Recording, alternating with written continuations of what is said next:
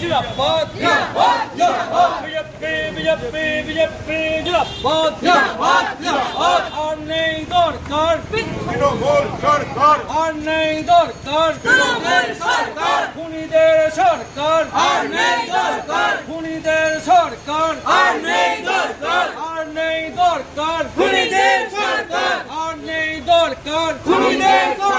খগেন মুর্মুদের ওপর হামলা কেন হলো প্রশাসন জব্দ তৃণমূল জব্দ ত্রাণ দিতে গিয়ে সাধারণ মানুষের ত্রাণ দিতে গিয়ে খগেন মুর্মুর যে অত্যাচার হলো কেন তৃণমূল জব্দ মুর্মুর ওপর যে হামলা কেন হলো তৃণমূল জব্দ জবাব তোমায় দিতেই হবে জবাব তোমায় দিতেই হবে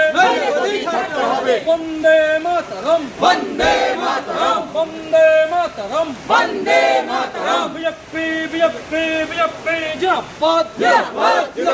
বিজেপি বিজেপি বিজেপি জিন্দাবাদ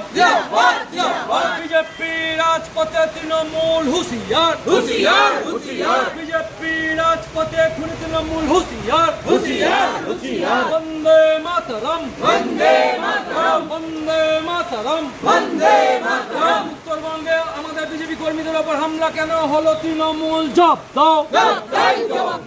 উত্তরবঙ্গে আমাদের নেতাদের উপর হামলা কেন হলো তৃণমূল জব্দ জবাব তোমা দিতেই হবে জবাব তোমা দিতেই হবে